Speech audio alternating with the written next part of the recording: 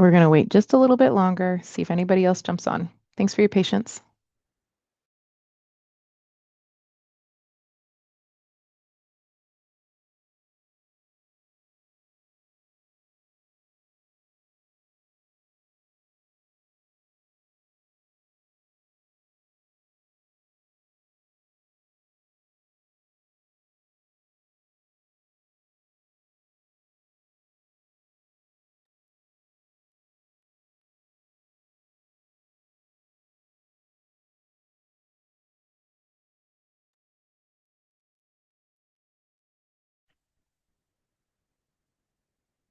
Welcome to On Angel's Wings' first public webinar. I'm Michelle Kramer, founder and executive director of the organization.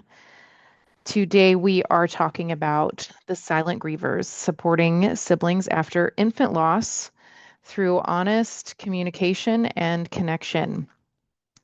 What we're going to be doing today is if you have any questions throughout the presentation, you can put them in the chat. If an opportunity arises for me to address them in the moment, I will gladly do that. Otherwise, we will address all those questions at the end. There are also going to be a couple of opportunities for group participation. Again, those responses need to go in the chat, and then I will open it up for verbal questions at the end. This way, we can just get through this quickly and we're not spending a lot of extra time since it is the evening and I want you guys to be able to spend time with your family. So I am Michelle Kramer. I'm the founder and executive director of On Angel's Wings. I'm an advanced certified grief recovery method specialist, and I'm also founder of the Compassionate Workplace Initiative.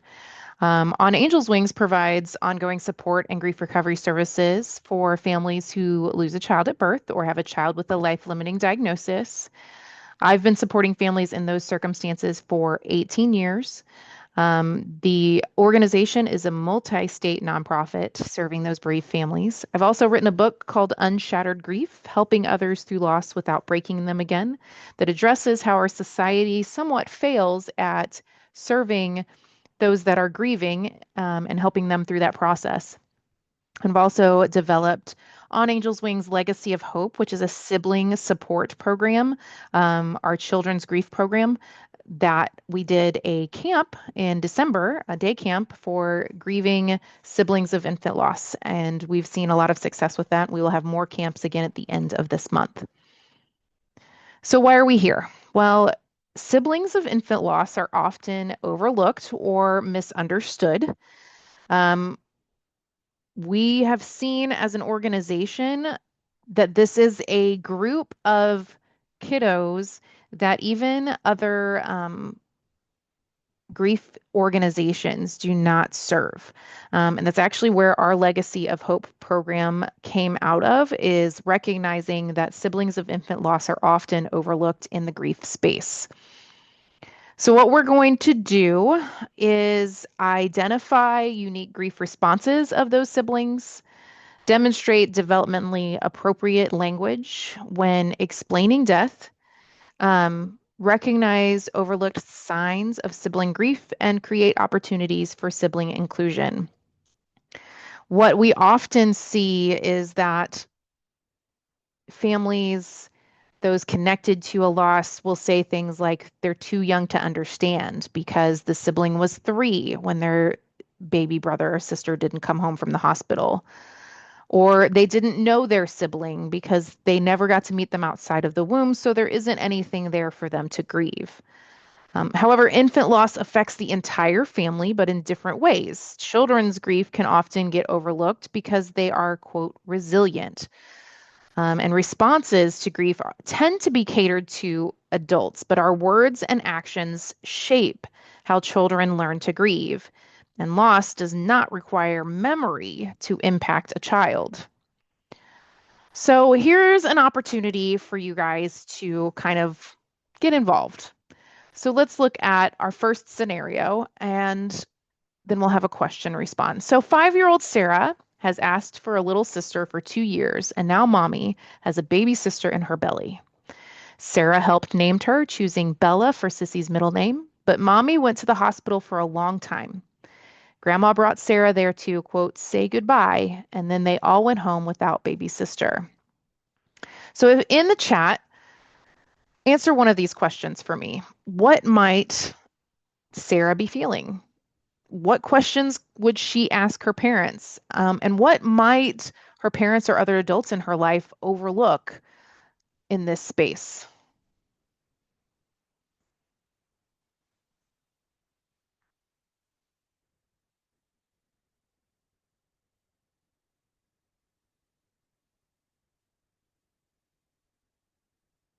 Yeah, Sarah might feel confused. She may not understand why, yeah, why others have little sisters, but she does not get to. Yeah, absolutely. Um, she may also not understand why, not fully understand why baby sister didn't come home because it is based upon what they say. Probably feeling confused, especially if she didn't know her sister had died before going to the hospital. Absolutely. Absolutely. Okay, let's look at another scenario. 8-year-old Luke, his little brother Finn has a heart condition. Luke has only seen Finn one time when he was born because he's been in the hospital for almost a year and they won't let Luke visit. Kids aren't allowed in the special part of the hospital where Finn is. Mommy and Daddy take turns staying with Finn, which means someone is always missing Luke's softball games and they're never all together. So, again, what might Luke be feeling? What questions would he have? And what might adults overlook in his behavior?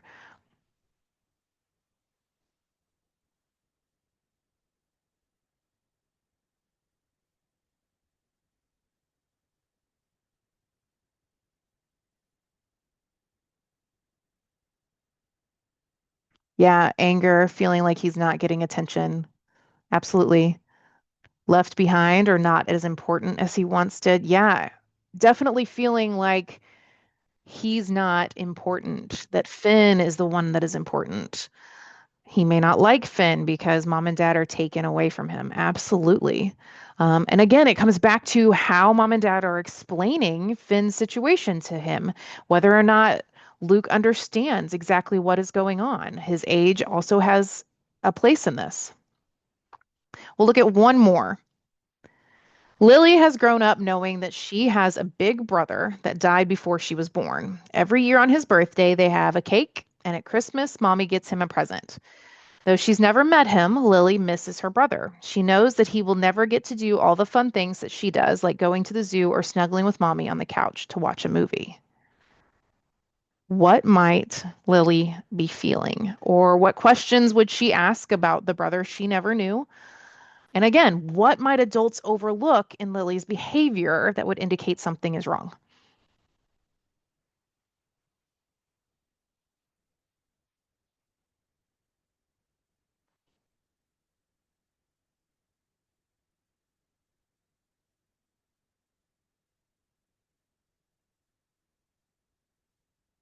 So maybe, um, yeah, okay, great. Valerie, ask, she may ask, will this happen to me? Why did brother die? Yeah. And maybe she's not even been told that he died. Maybe it's he's sleeping forever, he is in heaven, he's not going to be with us. Like maybe there's not a clear understanding of actually what happened.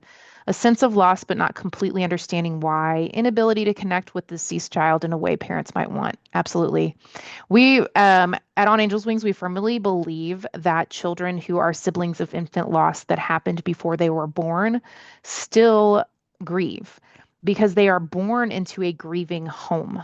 And so that is part of their life from the get-go, that there is grief in that space. They may not understand what it is or what it feels like because they aren't the ones that actually experienced it, but definitely they're in that space and experiencing it.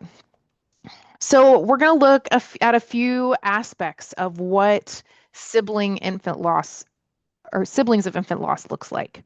So one thing is an absent future. Older siblings are made part of the whole journey, both physically and emotionally. They're feeling mommy's belly, they're helping to prepare the nursery, they're helping to decide names. This begins to form who they are. They are a big brother or a big sister. It becomes part of their identity. Parents often tell older siblings that they will get to help protect and love on their infant sibling. They also will that they will get to help change diapers. They'll get to help with the bottle. So they're forming ideas of this future in their minds. They're thinking about what that will look like. And then abruptly, that is lost, leaving this new identity that they found kind of purposeless. And again, talking about those kids that are born into grief, that they're born after a loss. Children born after are not present, of course, for when the loss occurred, but it is felt throughout and shapes their entire childhood.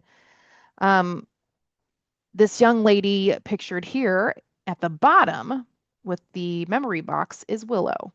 Willow participated in our children's grief camp in December with all of these other young ladies that were siblings of infant loss. Willow was one of the few that was born after the loss of her sibling. So she never met, never knew. But Willow's sibling that passed was a little girl. And Willow has no sisters. She has an older brother. She has two little brothers. There's no sisters. So Willow constantly grieves the fact that she was supposed to have a sister, but never will get to. So their sense of self is formed not by an experience, but around someone that's missing from their life. The emotional tone of the home makes an impact.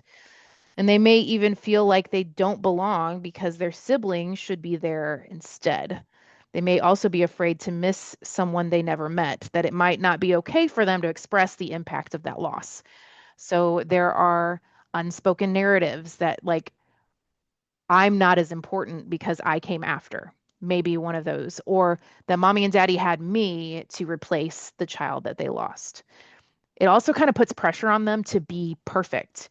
Um, this is not necessarily pressure that anybody has said to them, but they, through comparison dynamics, because so much love and affection and essentially perfection is put on the child that was lost and that is missed, they start developing this subconscious narrative that if they're not perfect, then they're not as good as the child that is missing.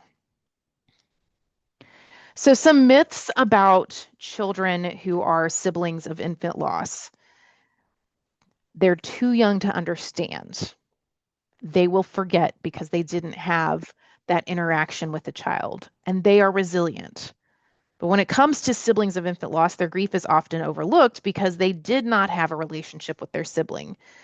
But all of these missed moments, all of these hopes and expectations, all of these holes in their family most assuredly impact that sibling. So there is a lot of research out there about the cognitive development of children in regards to death. And I'm going to go over some of that. But I do have a handout that I am willing to give you all. So at the end, I'm going to be providing my email address. And if you want a copy of the handout that talks about the developmental, like cognitive development for these children in more detail, you can email me and I will send that to you. So, first of all, looking at 3 to 5 year olds, in their head, death is reversible. We often approach death with them as um, someone is sleeping, they've gone on a trip, like even going to heaven seems like it's just somewhere they've gone and they're going to come back. They have kind of magical thinking at this age, that even though, okay, well, because we rarely say to 3 to 5 year olds that someone died. So they understand it as a concept of being away as opposed to a concept of being dead. There's also some confusion and fear when euphemisms are used, such as the baby was born sleeping. Like that doesn't makes sense to their little heads, but it's the only way a lot of us understand to tell them. And there may also be some instances of self-blaming when they're approaching that 5 year old age where they feel like something they did caused their baby sibling not to be home or to not come home. So, some support strategies for 3 to 5 year olds is to be very clear and use simple language. You can say the word died to a 3 to 5 year old because you're introducing that concept to them. So, you can say they died. And then when they don't quite understand what that is, it's their body stopped working. We have organs, we have a heart, we have lungs inside our body, and those things keep us alive. And when they stop working, we die. Repeat those explanations and do it with patience because, again, at this very young age, they're going to need to hear it multiple times in order for it to kind of sink in. It's kind of the same concept as talking to someone about um, Valerie, I'll get to that in just a second. It's the same as like talking to someone when you're disciplining your child, and sometimes you have to get onto them for the same thing over and over again. It's because their brains are starting to develop. Valerie asked, "What about younger than 3 years old? Our oldest was 2.5 when little sibling never left the hospital and only was able to be with sibling a few times." So, where you're in this space, this is very akin to a child born after a sibling passed because they are the cognitive development and their awareness of the people around them, their awareness, their self-awareness isn't fully developed or isn't starting to develop. So, it's a little bit harder for them to even conceptualize like something like being alive and being dead. So, it's more about living in a space where grief exists. And as they get older, you'll start to recognize that they understand the grief. They understand that the grief is there, but they may not understand why they feel it because they don't even, in most cases, remember um, at such a young age. Now, I'm sure your daughter has some memories um, where I would where I would say to address that is the same thing as when we're talking about a 3 year old, is starting to give the concepts of what alive and dead means and continuing to repeat those explanations as they grow to understand a little bit more.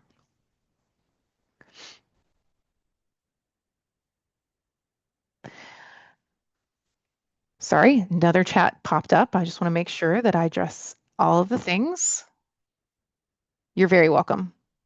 And we can talk about it more at the end too if you feel like you need a little bit more explanation. So for 6 to 9 year olds, they are beginning to understand that death is permanent, and that there isn't some kind of like magical coming back, but they may not understand that it's universal, meaning that all living things die. Um, they may only understand it in regard to the person that has died. And they may not even understand at this point that they will die at some point. When they start to conceptualize that later towards 9 years old, there may be a lot of a fear associated with that. They're also going to start asking a lot of questions on how the death occurred and what death is. And that can get tricky. It is hard to explain the concept of death to someone beyond your body stopped working. Because at this age, they're going to start asking, well, where do they go? And that has a lot to do with your personal belief system. What I always tell our families is whatever you believe, whatever you're doing to deal with the loss of your child, whether that's believing they go to heaven, whether that's believing that they don't go anywhere or somewhere in between, you share that with your child. Share your beliefs with your child and help them to understand why you believe the way that you do. They may also personify death. So the concept of like the Grim Reaper comes out of that personification of death, that there is something out to get us.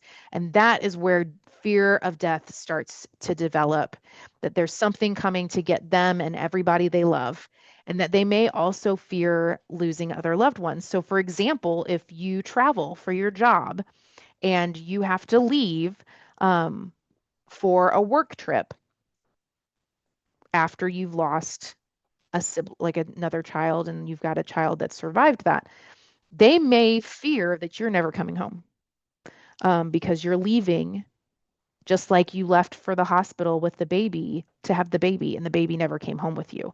So you're going to see that develop um, over time with the people that they love. So, some support strategies, again, honest explanations of how death occurred, what death is to the best of your ability, reassurances about safety, but be careful not to make promises. So, you can say, you know, I'm flying in an airplane and airplanes are safer than cars. But you can't say, don't say, I'm going to be fine. I promise I will come home to you. Because what, God forbid, what happens if you don't? That's going to cause a lot more trauma than just the fact that they're losing you. But then they'll be like, these promises are being made to me that will never come true, and everybody's going to die because it's all unreliable. So it's really important to be more cautious about we're going to be really safe. We wear seatbelts on the airplane or we wear seatbelts in the car, and there's, you know, side airbags and there's safety features on the car that will keep us as safe as possible. Like things like that are going to be safer for their long-term cognitive development and their long-term coping with grief than trying to make promises that you can't necessarily keep. Looking at 10 to 12-year-olds, they're at this stage beginning to understand that it's a biological reality. Everything that lives dies. They're starting to understand that concept. They know that it's universal to all living creatures, including animals. In fact, most of the time, kids this age have experienced the loss of a pet at this stage. So they're starting to understand what that means. They also understand that it's irreversible, that when somebody dies, they're not coming back. However, this is also the stage when they're going to start internalizing emotions and being strong for others. In fact, what we see a lot with On Angel's Wings in these older siblings is that they will hold on to their grief because they don't want to make mom or dad's grief worse. So they're going to start suppressing needs. They're going to not tell you what they need emotionally, physically. They things as simple as their shoes are too small. They may not want to even bother you with that. So then they won't tell you until their feet are bleeding and you're like, "Why didn't you tell me your shoes hurt?" Well, I didn't want to trouble you. That's what you're going to start seeing at this age. They're also going to be starting to suppress their personality because they don't want to be, quote, too much to deal with. In turn, because of all of that suppression, you might see them acting out. They may be getting in trouble at school occasionally, or in Sunday school class, or they may be getting in more trouble at home. That is typically a sign when there has been grief or loss in the home, that is typically a sign that they are suppressing their emotional needs. So, some support strategies here is encouraging emotional expression. And this is done not only through talking to them, but through example. And I'm going to talk about that a little more in a minute. Provide safe, non judgmental space for discussions. So that means that you are telling them it's okay to tell me if you're angry. It's okay to tell me if you're sad. I'm not going to think any less of you, and you are not going to be in trouble. Emotions are safe here. Like those kind of phrases are really important at this stage. Also, don't attempt to fix their grief or their response to it. So, if you start noticing that they're suppressing their needs or they're suppressing their emotions, the thing you should not say is, don't do that. You should tell me when you need something. Instead, what you should be saying is, I understand that you feel like you need to protect me, but that's not necessary. I want to take care of you and I want to be here for you. And I want you to know that I am safe. So there's a huge difference in that because if we're trying to fix it by telling them what to do or not to do, it's actually going to make them suppress it even more. But if we create that safe space, if we let them know, sometimes telling them what you need has the same effect as getting them to say what they need. So if you're saying, I want to know what you need of me. I need to be able to take care of you because you're really important to me, then they're going to feel safe to tell you what they need. And then when we're looking at teenagers, they are going to start exploring the purpose and meaning of death. Like, why does this happen? Why do some people with a heart condition get to live and be adults, but my little brother with a heart condition died? Why is that? They're going to try and be figuring that out. They may actually start seeking support with peers instead of adults. So this is often where they come home from school and how was your day and you get fine, but you know that they've been on their phone all day talking to their friends. They're often going to start looking for that support with somebody that kind of understands them at their level. And again, this goes back to that suppression, which carries into teenage years. They're going to start making poor choices, possibly because they've been suppressing their emotions for so long. Um, and they're also going to start seeking independence, and that's a way of masking their grief. Like, I don't want to go to Silver Dollar City with you. I want to stay home, or I don't want to do a movie night. I'm just going to stay in my room. Those kind of situations are a lot of times masking grief or big emotions. So some support strategies here is, of course, create a safe space for sharing, but don't push. That is done a lot of times by setting an example through vulnerability without expectation. I've seen a lot where parents uh, who have lost an infant and have other children make a point not to cry in front of their kids or not to show their vulnerability in front of their kids. And I advise that this is not the best approach, because if you are hiding your emotions, then your child learns to hide their emotions. And I know that we don't want that for our own children. So opening up when they see you crying, obviously your child is not your support system. That's not what I'm saying at all. But what I'm saying is, if your child is seeing you crying and they ask you, "Mommy, what's wrong?" Um, saying, "Oh, I'm okay," is not going to teach your child to open up and be vulnerable. But saying, "You know what? I'm missing your brother today, and today was a hard day." That helps them to say, "Yeah, you know what? I missed him today too." Um, Also respect their autonomy. Like, if they don't feel like sharing right now, we definitely don't want to push that. And if they ask questions, be honest, even if your answer is, "I don't know." When they say to you, "Why did my brother with a heart condition die? But I know this adult has one and they're still alive." We don't know. I don't know why that happens. Instead of trying to tell them something that makes sense, nothing makes sense in that space. And it's okay to admit that. So, words, as you've kind of picked up on as I've been talking about the cognitive development, are really, really important. Language matters when you're dealing with siblings of infant loss. Often euphemisms are used to explain infant death to a sibling, but that can often leave the child with a fractured understanding of what death and grief are. As adults, we tend to try and soften heartbreaking situations by saying, God had a plan, or um, God needed another angel, or they just weren't meant to be, or now they're not hurting anymore. But for a child, these statements actually only cause confusion. So we can look at a few of these specifically together.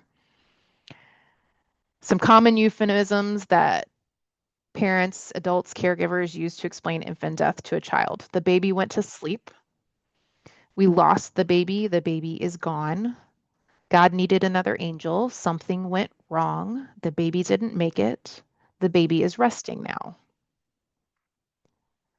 So, coming back to a little bit of chat discussion here, what's another way that you could say this to a 5-year-old based upon what we've previously talked about to prevent misunderstanding of death? Your baby brother is sleeping for a long time. This is a common euphemism that is used with small children. So, what's another way you could say that to a 5-year-old?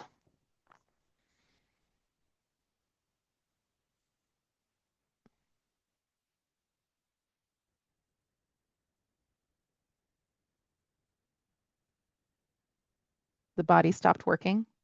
Yeah.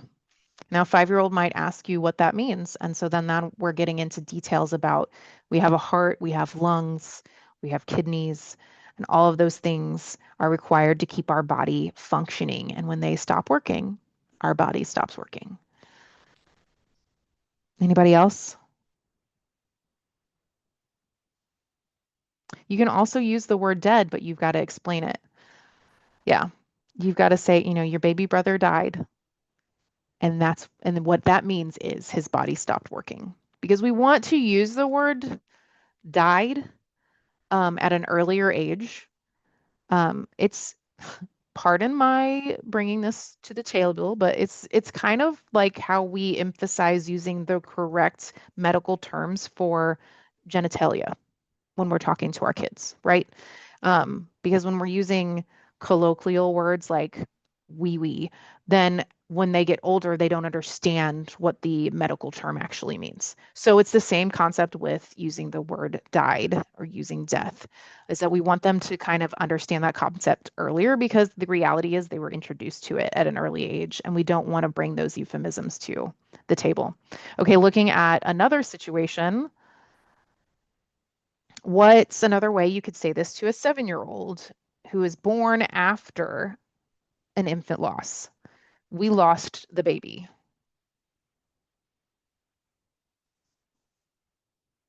Or even, what do you think saying this statement to a 7-year-old might do? How would they understand that?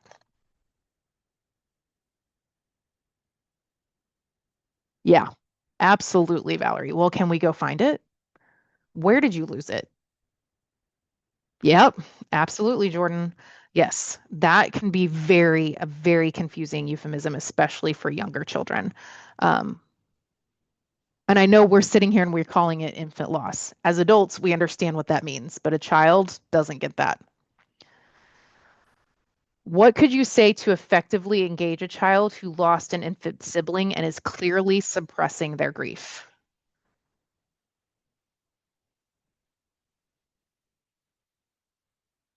Yeah, Cheryl, the baby won't come back to our home. So if you know that you've got a kiddo that has lost an infant sibling and you recognize that they're suppressing their grief, okay to talk to me about what you're feeling. Absolutely. Along, I'm here to listen if you want to talk. Yep. And I would also say that this is a space where you can, when you're open and vulnerable, they will understand that they can be open and vulnerable. So you can say something like, "Are you missing your sister? Because I am really missing her today." And if they don't want to respond, that's okay because you're still creating that safe space, right? You're still telling them, "I'm going to share with you." And then you also, if I'm here to listen if you want to talk. And if you don't want to talk right now, that's okay. Whenever you're ready, I'm here.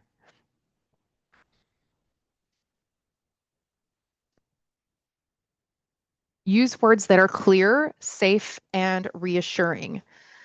It's important that we are direct but compassionate when explaining the loss of an infant sibling to a child. You all came up with great alternatives to the common euphemisms. How we explain things to these children will shape their understanding of death and grief for years to come. So it's more about the baby died. That means their body stopped working, like we talked about. They cannot come back. One of you said that as well. It's okay to feel sad, angry, or confused. You can ask me questions anytime. I'm sad too. Would you like to talk about it? And also being okay with them saying, no, not right now. We got to be okay with that.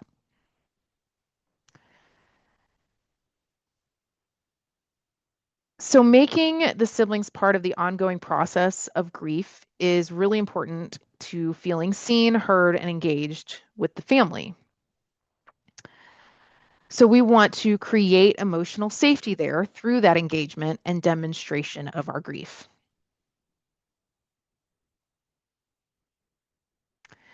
Children will model how adults address their grief. When an infant loss occurs, siblings don't know on their own how to process it.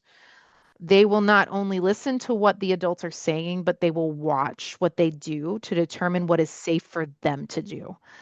How the parents acknowledge and process their grief will be the strongest determining factor for the sibling. If dad refuses to talk about the baby, then the sibling will know that it's not safe to express what they are feeling. If mom locks herself in her room and can be heard sobbing, then the sibling learns that grieving is to be done alone, or they shouldn't bother their parents with it because they already have too much. They will also notice how others, like friends and family, acknowledge or don't acknowledge the loss to determine whether or not they can grieve. Um, if mom and dad talk about it, but grandma and grandpa never do, then they know that their grief is not safe with grandma and grandpa. They will also, so that we've got parental observation. So they're seeing how their parents are responding and they're going to do the same thing. So if you're creating emotional safety, then they know that they can be emotionally safe with you. Societal avoidance means that they are going to avoid any situation that makes any of those feelings come up to the surface. So maybe they are an only child at home now because there were no other siblings after the loss. So going to their friend's little brother's birthday party is not going to be something that they're going to want to do because it's going to make them feel sad that they don't have a little brother's birthday party. And then emotional mirroring, which is kind of what we've talked about. If they see you opening up and being vulnerable, then they are also going to do the same. Likewise, if they see you closed off, only grieving alone, doing those kind of things, they're going to understand that that's what it's supposed to look like. When grief doesn't feel safe, siblings of infant loss will hide or minimize their emotions, learn that it's not something we can talk about, and suppress questions, which leads to confusion. Those typical ways that grief doesn't feel safe is where we tell them, don't be sad. And I know most of the time we say that with the intention of, I don't want you to feel sad. But when we say, don't be sad, that tells them that they're doing something wrong. Um, while we don't often say, you need to be strong, although I would say some people do, we can give the impression that they need to be strong, especially if there is an older sibling. Like, let's say there's a 7-year-old and then a 3-year-old, and then they both lost an infant sibling. That 7-year-old is going to pick up on really fast. They need to be strong for that 3-year-old if we're not careful about how we address it. You're okay. When someone is crying, saying, you're okay, is again, it's kind of like that, don't be sad. We're trying to tell them everything's going to be all right. You can calm down. You're safe with me. But that's not what those words are conveying. So when we say you're okay, we're conveying that what you're doing is not safe. You're just fine. I'm not acknowledging your emotions. Instead, we need to say, what are you feeling right now? How can I help you? Or I'm here, even if you don't want to talk. Um, let's not think about it or changing the subject. I've seen this happen a lot of times when parents who have lost an infant split up and their older child is going back and forth. We've got a kiddo that participated in our grief camp in December, and her parents are split. She lost her little sister when she was 3. They talk about her little sister all the time at mommy's house, but she's not allowed to even mention her little sister at daddy's house ever. Um, so that tells her that my grief is not safe with my dad. Um, all of these things will shut that older sibling down, sometimes completely in regard to their grief over their brother or sister. Siblings of infant loss are learning from the adults in the room. So the people around them hold the building blocks for how these children will learn to grieve now and in the future. So even with caregivers, if grandma and grandpa babysit, if they go to a babysitter, their teachers, all of those things are going to need to create emotional safety. So taking this information to the people that are in your child's life is really important. So naming their own emotions openly, caregivers still need to do that. They need to allow the sibling to see them grieve. They need to also invite questions. They need to engage the sibling about their emotions without pressure and validate and normalize all feelings following the sibling's lead. Now, I want to preface this validating and normalizing all feelings. That doesn't mean that we get to throw chairs or punch someone or any, those kind of things. There, our feelings are valid. What we do with them may not be.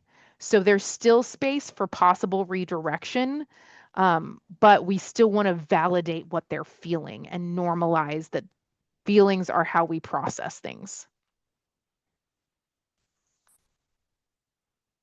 So, some examples of things that we can say to open up that emotional vulnerability with these kiddos. What have you been thinking about since the baby died? Like, this is a way to engage even when you're not sure they're ready to.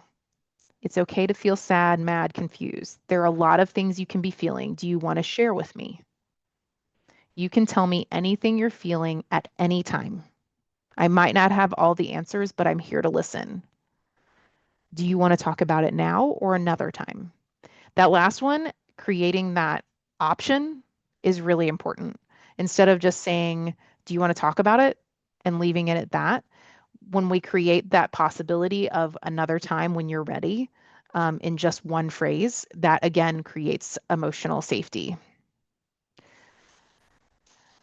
And finally, engaging the siblings not only in conversation, but in action is really important. Creative ways to help them honor their sibling are valuable. A memory box, for example, is a great tool because they can continue to add things that remind them of their sibling to the box over time, even though they didn't know them. Maybe they're in the store and there's a bunch of like the dollar store and there's a bunch of stuffed animals and they see one and that immediately makes them think of their sibling. Then they've got that memory box that they can put that stuffed animal in. We do memory boxes with the kids' grief camps and they're super effective. And we actually ask them to bring items that they can go ahead and include as they get started. And Willow, that we talked about earlier, who was born after loss, her mom had two baby caps, like those knit baby caps from when the baby was born, and she let Willow have one so she could put it in her memory box. Creating rituals too, whether done only with the child or as a family unit, are also really powerful. These can be on anniversaries, like sharing a birthday cake on the infant's birthday, or holidays, like a small Christmas tree that the siblings decorate in honor of the baby that was lost, or even like an extra Easter basket for that child. Storytelling also helps ground the sibling in their own experience. So, sharing the good things and the hard things, like pictures from the hospital and telling the story of the baby's birth, is just as important as I remember how you sang to mommy's belly. So, making sure that you're engaging them in moments that they shared with you and moments they were not present for so that they have a better understanding of how things happened. So again, practical inclusion tools are memory boxes, ritual participation, anniversary acknowledgement, and storytelling. So to recap, signs of sibling grief may be regression. They're acting younger than their age, anxiety, acting out, hyper independence or avoidance. We cannot bring their sibling back, eliminate their grief, or have expectations for how their grief looks, but we should validate them, use clear language, include them in these rituals, and model emotional safety. Okay, so that's all I have as far as presentation goes. I'm going to stop sharing. If I can get it to stop. Hello. Sorry, there it is. Okay. And open it up for questions. I'm actually going to come on the screen and you guys can put the questions in the chat. So none of you have to come onto your screen at all or anything. But if you have any specific questions about working with your child through their grief of an infant sibling, I am open to addressing those.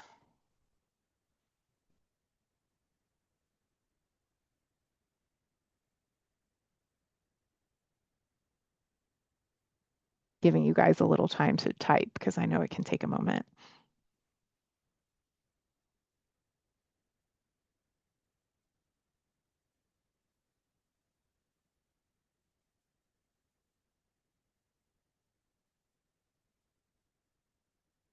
Okay, it's not looking like anybody has any questions. If you end up with some later, feel free to email me. Again, sharing this screen with you so you can see that my email address is, this is the general email address for On Angels Wings, but it comes to me directly, hope@oawphoto.org. If you want the handout that I was talking about, you can email me there, as well as any additional questions you have. Okay, Cheryl did have a question come up. I've dealt with students who have lost a sibling. Advice when a student might not want to address, but knows, like you know the parents, is that what you mean, Cheryl?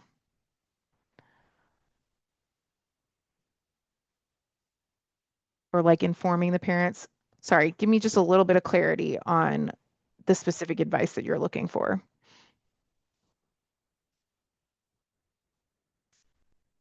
While you're doing that, I will say that when you're not a parent, when you're in a position as a caregiver for a child, it can be difficult, right? Because you don't know what the parents have said to them and you don't want to overstep and say things that maybe they haven't, or they don't feel, maybe that the child is ready to hear the word death. Um, so it may be more of a space of, are you creating that emotional safety? I'm here if you need to talk about something that's bothering you. The student lost a sibling and didn't want to share about it at school, yet parents wanted them to. Oh, that's a tough one because it sounds like the parents were at an impasse either at home or they didn't know how to engage. So they're trying to put that on somebody else to do that. We obviously forcing them to talk does not create emotional safety. So it's more about letting the parents know, hey, I'm going to let them know that they are emotional, like their emotions are safe with me, but I can't force them into that. So it's creating that emotional safety and vulnerability. Um, Maybe even saying things like if we don't want to go to the child and say your parents told me that immediately feels like their parents have betrayed them. So in other words, we probably should say, I know that you lost a sibling. And I know that that can be very hard, and you probably are experiencing a lot of emotion and a lot of hard things and a lot of hard feelings. I just want you to know that whenever you are ready, I am safe and I will make time for you, and you can say anything you need to, and there will be no judgment and no, punishment or whatever. It may even be creating that safe space where they can say cuss words if they need to, like they just have to get it out. Um, and just after you've made that initial contact with them, just reminding them, um, hey, I'm here for you. Not going, how are you feeling today? Because that puts them on the spot and they won't share. But just saying, I've been thinking about you. I just want you to remind you that I'm here if you ever need to talk. Um, does that help? I think it was Valerie that asked this. My thing is not. Cheryl. Cheryl, does that help? Do you feel like that?